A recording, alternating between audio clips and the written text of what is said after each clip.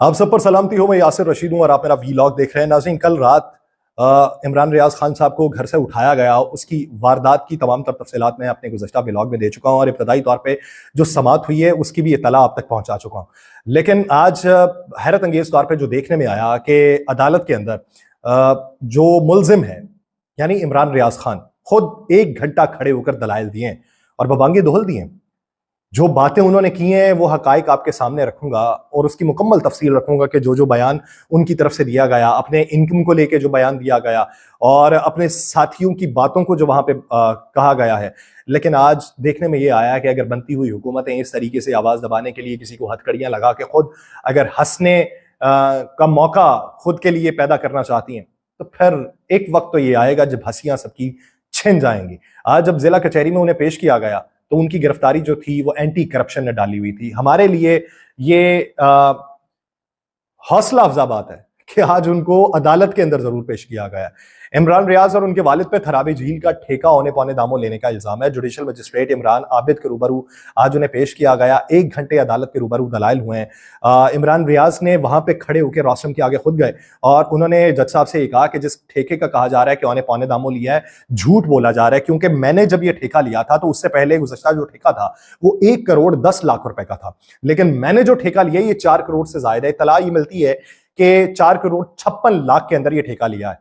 और ये जगह कौन सी है? मुझे याद है कि जब मैं इमरान रियाज खान साहब से ये कोई महीना पहले मिलने गया था तो उस वक्त उन्होंने कहा था कि मैं कुछ वक्त चकवाल के अंदर अपने फार्म हाउस पे गुजारना चाहता हूँ, जिंदगी से जरा दूर होके। तो ये वही जगह है जिसकी बहुत सी आप वीडियोस भी देखते होंगे कि घुड़सवारी कर रहे हैं। उसी जगह पे जहां पे ये घुड़सवारी कर रहे हैं ये ठेके की जगह है।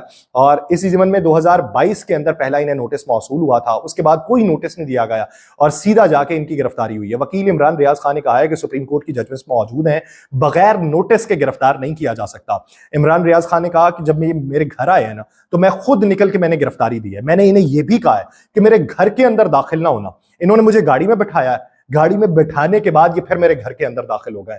ये 15 मिनट तक मेरे घर की तलाशी लेते रहे और जरा ये बताते हैं, उनके भाई भी ये बताते हैं कि वालिद को गिरफ्तार करने की कोशिश की गई थी। जिस इंक्वायरी के अंदर इमरान रियाज खान साहब को गिरफ्तार किया गया, इस इंक्वायरी में आखिरी मरतबा 2022 के आगाज में उन्हें बुलाया गया था। उसके बाद से कभी तलब नहीं किया गया और ना ही इंक्वायरी को आगे बढ़ाया गया। लेकिन कल रात अचानक क्या हुआ है कि कल सुबह को एफआईए की तरफ से एक नोटिस आता है, उसका जवाब देना चाहिए, मिन्नवन देना चाहिए, जो हकायक इनके पास हैं उसके मुताबिक देना चाहिए, आईन और कानून के मुताबिक देना चाहिए। और अगर उस ज़िमन में इनकी तरफ से कोई कोताही बरती गई है तो घेरा तंग भी होना चाहिए। लेकिन ये जो केस है इसमें कोई नोटिस नहीं है। कल रात पहुंचे, एक तरफ से उधर से नोटिस, एक तरफ से इधर से एंटी करप्शन ने आके गिरफ्तारी डाल दी और उन्हें यह लगा कि शायद एफआईए की तरफ से ये लोग आए हुए हैं। इमरान रियाज और उनके वालिद के पास बताया जाए कि कौन सा सरकारी ओहदा है जिस पर उन्हें एंटी करप्शन ने गिरफ्तार किया है। अजहर सिद्दीक साहब ने, जो उनके एडवोकेट थे, उन्होंने अदालत के अंदर प्ली रखी और उन्होंने कहा ये जाति उमरा क्यों नहीं जाते, वहां जाते हुए एंटी करप्शन के पांव क्यों जलते हैं। जाति उमरा के भी केसेस हैं लेकिन वहां पे कोई नहीं जाने की हिम्मत रखता। इस मर्तबा मैं इनको नहीं छोड़ूंगा, अजहर सिद्दीक साहब ने कहा। उन्होंने कहा बहुत हो चुका, अब बर्दाश्त से बाहर हो चुका है। एंटी करप्शन हुकाम ने इख्तियारात से तजावुज करते हुए इमरान रियाज खान को गिरफ्तार किया है और उन्होंने ये भी कहा कि मारूफ अदालत के रूबरू तमाम दस्तावेजात जो हैं, इमरान रियाज खान के वकील राना मारूफ भी थे जो पेश हुए। उन्होंने कहा कि अदालत के रूबरू तमाम दस्तावेजात दिखाने के लिए तैयार हैं, इनकम टैक्स में तमाम दस्तावेजात देने के लिए भी तैयार हैं। 7 साल से चकवाल का ठेका लिया हुआ है, ये कल परसों नहीं लिया, 7 हफ्ते पहले नहीं लिया, 7 महीने पहले नहीं है, 7 साल से ये चकवाल का ठेका है। कोई बेजाब्तगी नहीं थी, अचानक जाती उमरा से ये बेजाब्तगी निकाल लाए हैं। और उन्होंने ये भी कहा कि इमरान रियाज ने ये मकाम मेहनत करके हासिल किया है। इमरान रियाज किसी सियासतदान के कदमों में बैठ के उसके मकाम तक नहीं पहुंचा। इमरान रियाज खान ने खुद अपनी जबान से ये कहा है कि बहुत सारे दोस्त हैं जो मेरे बारे में बात करते हैं, अगर कोई ये समझता है कि इमरान रियाज खामोश हो जाएगा, ये नहीं होगा, बहुत हो चुका है। मैंने परवेज मुशर्रफ को रिहा करवाया था। एडवोकेट अजहर सिद्दीक साहब इस ज़िमन में आगे बढ़ के बोलते हैं कि मैं भी तो हूं जो मुख्तलिफ केसेस में थे, मुझे ये इनाम दिया गया कि मेरे घर के ऊपर पेट्रोल बमों से हमला किया गया। अजहर सिद्दीक साहब ने यह भी कहा कि चीफ जस्टिस काजी फाइज ईसा की जजमेंट मौजूद है, किसी को नोटिस के बगैर गिरफ्तार नहीं किया जा सकता। और फिर यह भी बात हुई इमरान रियाज साहब के वकील की तरफ से कि एंटी करप्शन का मुकदमा ही बोगस है, मुकदमे में 109 का इंदराज है ही नहीं, तो कैसे इमरान रियाज खान को गिरफ्तार किया जा सकता है। फिर अदालत के रूबरू यह भी मंजरनामा वजह हुआ है कि लिखा गया कि रियाज खान ने इमरान रियाज और उस्मान रियाज के साथ मिलकर मुबैना ठेका लिया। ये दिखाएं कहां मुआवनत की दफात लगी हुई है। इन्होंने गैर कानूनी तौर के ऊपर गिरफ्तार किया है। वकील ने यह कहा कि अदालत डिस्चार्ज करने का हुक्म दे, ये हम इस्तदा करते हैं अदालत से। वकील ने फिर कहा कि 2021 में मुकदमा दर्ज हुआ, ये सिर्फ ये बता दें कि अब तक इन्होंने तहकीकात क्या की हैं, ये सिर्फ तहकीकात ही लेके आ जाए।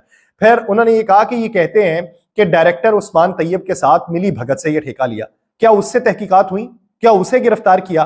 उन्होंने गिरफ्तार नहीं किया, इसलिए कि ये केस बनता ही नहीं है। राना मारूफ जो एडवोकेट उनकी तरफ से पेश हुए, अजहर सिद्दीक साहब तो इस ज़मन के अंदर आग बबूला हुआ फिरते हैं और वो कहते हैं कि मैं आखिरी हद तक जाऊंगा, मुझे जहां तक जाना पड़ा।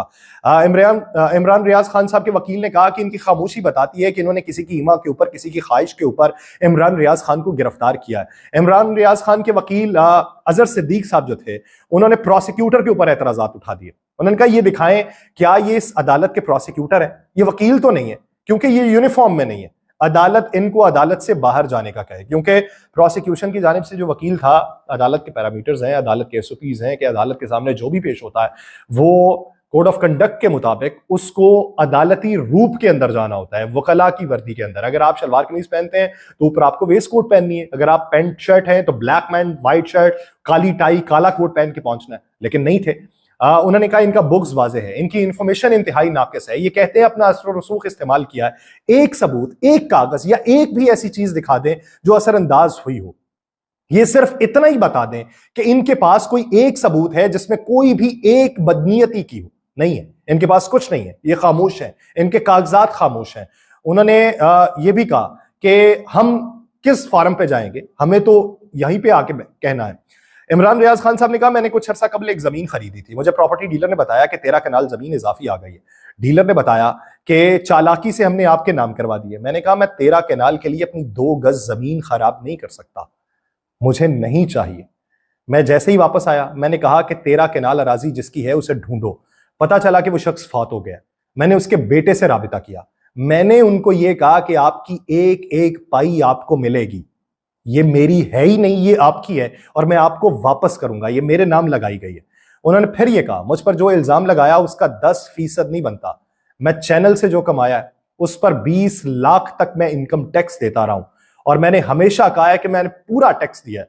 जब भी कोई जमीन खरीदी है पटवारी को मैंने ये कहा है कि पूरी कीमत इसकी लगाओ। उन्होंने फिर जज साहब को यह कहा कि जज साहब मुझे इनके साथ भेजना है तो भेज दें, मेरे बाप को इसमें से निकाल दें, मैं ये दुख नहीं बर्दाश्त कर पाऊंगा, मैं मर जाऊंगा, मेरे साथ जो करना है कर लें, मेरा बाप बहुत ईमानदार है। मैंने अपने पिछले व्लॉग में ये बात की थी कि इमरान रियाज खान ने एक बार कहा था कि मेरी ताकत भी मेरा बाप है, मेरी कमजोरी भी मेरा बाप है। शायद उसी ताकत को कम करने के लिए और उसी कमजोरी का फायदा उठाने के लिए बाप को शामिल किया। ये उस वक्त मैं ये जो बात इमरान रियाज खान ने कही थी मुझे इससे थोड़ी भी वाकफियत नहीं थी, लेकिन उन्होंने ये कहा, उन्होंने कहा हमने जब ठेका लिया तो इसकी बोली 1 करोड़ 10 लाख थी, 4 करोड़ 40 लाख का ठेका लिया, उस पर 10% टैक्स भी दिया।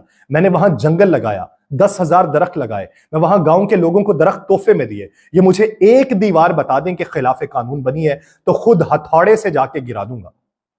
उन्होंने कहा मैंने 2 साल में 25 मुकदमे लड़े लेकिन मेरी आंखों में नमी नहीं आई, मैं सिर्फ अल्लाह और उसकी कुर्सी के भरोसे हूं।